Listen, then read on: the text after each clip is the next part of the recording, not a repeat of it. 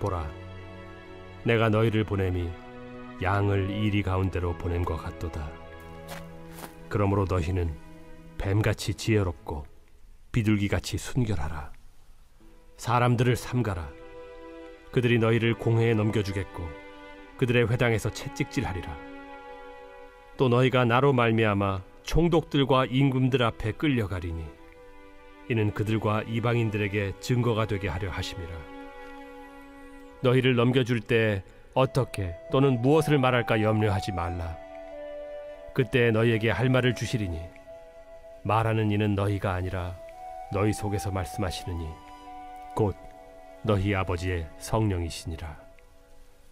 장차 형제가 형제를, 아버지가 자식을 죽는 데에 내주며 자식들이 부모를 대적하여 죽게 하리라.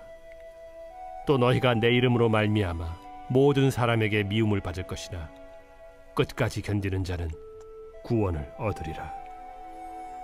이 동네에서 너희를 박해하거든 저 동네로 피하라. 내가 진실로 너희에게 이르노니 이스라엘의 모든 동네를 다 다니지 못하여서 인자가 오리라. 안녕하십니까, 사랑하는 근수교회 가족 여러분. 1월 25일 수요일 근수 매일 말씀 시작하겠습니다. 오늘 본문은 마태복음 10장 16절부터 23절까지 말씀인데요. 오늘 본문 가운데에서 예수님께서 제자들을 이 세상에 보내시면서 덧붙여서 하신 말씀입니다. 16절입니다. 보라, 내가 너희를 보냄이 양을 이리 가운데로 보낸 것 같도다. 그러므로 너희는 뱀같이 지혜롭고 비둘기같이 순결하라. 예수님께서 제자들에게 이제 제자들을 파송하시면서 첫 번째 하신 말씀이 이것입니다. 뱀같이 지혜롭고 비둘기같이 순결하라. 여러분, 저는 이 구절을 읽으면서 첫 번째 이 세상 속에서의 제자로서 그리스도인, 제자된 그리스도인으로서 가져야 될 두 가지 덕목이 바로 지혜롭고 순결해야 된다는 것입니다. 이 지혜롭다는 표현이 굉장히 다각적으로 해석될 수 있는 단어이지만 저는 이 지혜롭다는 말이 마치 이 세상 속에서 어떻게 하나님의 말씀을 구현해내고 하나님의 말씀을 따를지 그러한 지혜가 있어야 된다라고 이야기하는 것 같습니다. 나아가 순결은 두말할 것도 없죠. 날이 감에 세상은 악해지고 예수님을 믿는 그 제자도의 삶이 점점 더 퇴색되어져 갈 것을 주님은 예상하셨습니다. 그러기에 순결하라고 말씀하시는 것이죠. 여러분, 16절에 또 내가 너희를 보내면 양을 이리 가운데로 보낸 것 같도다. 이 구절도 다각적으로 해석될 수 있는데요. 저는 개인적으로 그런 마음이 들었습니다. 여러분, 상식적으로 양을 이리 가운데 두면 어떻게 될까요? 그렇습니다. 이리가 양을 잡아먹게 되겠죠. 이 구절이 마치 예수님께서 가서 잡아먹히라 라고 얘기하는 것과 똑같다는 그런 마음이 들었습니다. 무슨 말입니까? 스스로 양이 되어서 이리 가운데, 세상 가운데 나를 내어주고 그 이리가 나를 먹게 되면은 그 이리가 나중에 양이 되는, 그러니 이 사람들의 삶을 양처럼 희생되어서 그 이리를 구원에 이르게 하는 것과 같다라는 감동이 들었습니다. 즉, 세상 가운데서 이 사람들을 여러분 성공하려고 보내는 것이 아니라 마치 양, 즉 예수님 당신도 양 스스로를 양으로 표현하셨지 않습니까? 즉 세상 가운데 희생제물로 너희 스스로를 드려라 라고 마치 예수님이 이야기하는 것 같았습니다.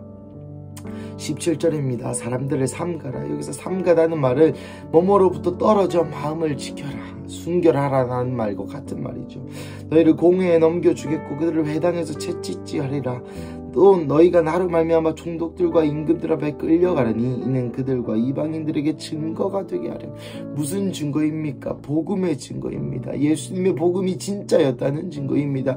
예수님의 삶이 그냥 33세에 죽어져가는 한 청년의 인생의 이야기가 아니라 예수님이 메시아이시고 예수님이 구원자이시고 예수님이 그리스도시라는 것에 증거가 되게 하는 것이 무엇입니까? 제자들의 삶이 갇히게 되는 것입니다. 제자들의 삶이 채찍을 맞고 회당에 끌려가고 거부당하는 것이 예수님이 메시아라는 증거라는 것이죠. 계속해서 가보겠습니다. 19절 20절 너희를 넘겨줄 때에 어떻게 또는 무엇을 말할까 염려하지 말라. 그때에 원어적 표현으로는 바로 그 순간에입니다. 내가 어떻게 말해야 될지도 모르고 억울하고 답답하고 채찍질 당하고 회당에서 끌려갔는데에 사람들에게 변론해야 되는 순간이 있습니다. 예수님도 스스로 변론하기를 거부하셨죠. 이 로마 시대에는 이 죄인들에게도 변론할 수 있는 기회가 주어집니다. 즉 그 변론할 바로 그때에 성령께서 너의 입을 주장하사 어떤 말을 할 말을 너희에게 주실 것이다. 말하는 이가 너희가 아니라 너희 속에 말씀하시는 이 곧 너희 아버지의 성령이니라. 성령님께서 내 입을 주장하셔서 예수님에 대해서 아마 증거하시겠죠. 참으로 놀라운 은혜가 아닐 수 없습니다. 21절부터 23절까지는 결국 이 제자들의 마지막이 죽음과 배신일 것을 예수님이 예언하십니다. 형제가 형제를, 아버지가 자식을 죽는데 자식들이 부모를 대적하여 죽게 되리라. 또 너희가 내 이름으로 말미암아 모든 사람에게 미움을 받으나 견디는 자는 구원을 얻으리라. 여러분, 이것이 신앙입니다. 이것이 복음입니다. 성경대로 사느라 형제들에게 버림받고 성경대로 사는 것이 부모 자녀의 도보다 훨씬 더 우위의 가치에 있으며 성경대로 사는 것이 모든 사람에게 인정받는 것이 아니라 미움받는 그런 삶, 이 삶 가운데 끝까지 견디는 자만이 구원을 얻는다고 합니다. 사랑하는 가족 여러분, 어떤 삶을 선택하시겠습니까? 어떠한 신앙생활을 여러분은 선택하시겠습니까?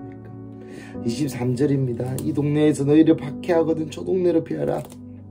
내가 진실로 너희에게 이르노니 이스라엘의 모든 동네를 다 다니지 못하여서 인자가 오리라. 사실 이 구절은 가장 성경에서 난해하게 해석되어지는 구절 중 하나입니다. 하지만 제가 믿는 것은, 또 제가 따르는 것은 칼뱅, 우리 장로교회의 시초라고 볼 수 있는 칼뱅의 해석인데요. 바로 이 인자는 성령님을 상징합니다. 왜냐하면 예수님이 아직까지 다시 오시지 않으셨고 이스라엘의 모든 동네를 다 다니기에는 이 말씀을 하시고 40년 뒤에 이스라엘이 멸망하였기 때문입니다. 즉 인자가 오리라 하는 것은 이후에 오셨던 바로 그 성령님을 이야기하는 것이죠. 사랑하는 가족 여러분, 오늘 본문을 읽으면서 여러분 어떤 마음이 드셨습니까? 저 개인적으로는 참 예수님 믿는다는 게 뭔지 다시 한번 생각해 보는 계기가 되었습니다. 사실 오늘뿐만 아니라 마태복음 전반에서 예수님이 우리에게 요구하고 촉구하시는 것은 다시 제자가 되어라. 어제 설교에서도 팬인가 제자인가 라는 얘기를 제가 드렸었죠. 이 구절에서도 마찬가지입니다. 세상이냐 예수님이냐, 세상이냐 복음이냐, 나의 가족이냐 복음이냐. 여러분, 그렇게 되지 않으면 좋겠지만 인생을 살아가다 보면 어느 순간 선택을 해야 될 때가 옵니다. 인생을 살아가다 보면 내 사업의 선곡이냐 예수님이냐, 나의 가족이냐 예수님이냐, 선택을 해야 될 때가 한 번쯤은 분명히 옵니다. 사랑하는 가족 여러분, 어떤 삶을 선택하시겠습니까? 이 말씀을 보고 계신 많은 우리 근수교회 가족 여러분들 중에 대다수는 이미 여러분의 삶 가운데서 대가를 지불하고 신앙의 여정을 걸어오신 분들이 많으리라 예상되고, 또 제가 아는 모든 권사님, 집사님, 장로님, 우리 근수교회 성도님 한 분 한 분 가운데 자기의 삶을 헌신하고 예수님 앞에 나온 사람들이 대다수임을 알고 있습니다. 사랑하는 가족 여러분, 그때의 여러분의 선택이 바로 오늘 성경에 나오는 것처럼 성령님이 그때에 말씀하게 하시는 것, 바로 그 성령의 선택이었습니다. 하지만 오늘 본문을 통하여서 우리가 가져야 할 교훈은 그때 그랬지 라는 것에 멈춰 있으면 안 된다는 것입니다. 아, 그때 내가 이만큼 헌금했었지, 그때 내가 정말 아버지의 그 반대를 무릅쓰고 수련회를 갔었지, 그때 내가 그랬었지, 그때 뜨거웠지, 그때 예수님을 섬겼지, 거기에 멈춰 있어서는 안 된다는 것입니다. 오늘 성경이 얘기하고 있는 것처럼 끝까지 견디는 자가 구원을 받습니다. 그때 잠시 그랬던 자 말고, 주님과의 뜨거웠던 추억이 있었던 자 말고 끝까지 견디는 자가 구원을 받습니다. 사랑하는 가족 여러분, 여러분 마음 가운데 스스로 한번 물어보시기를 바랍니다. 여러분 끝까지 견디고 계십니까? 그때 그 순수했던 마음, 거짓말 한번 하면 세상이 무너질 것 같이 여겨졌었던 그 마음, 예수님을 만나고 온 세상이 아름다웠던 그 경험, 그때의 그 사람과 지금의 나는 어떠한 차이가 있습니까?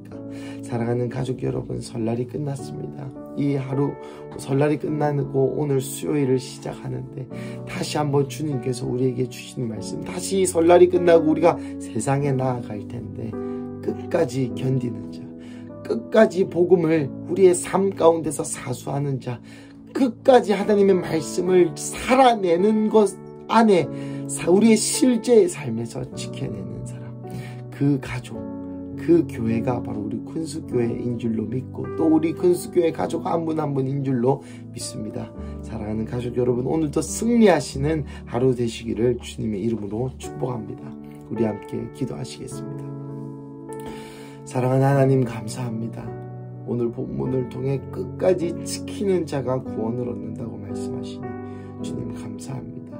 하지만 나의 삶을 뒤돌아보았을 때 그때에는 지켰으나 지금은 지키지 않음을, 그때에는 끝까지 했던 것 같은데 지금은 끝까지 하지 않는 나의 이 실존을 주님 용서하여 주십시오.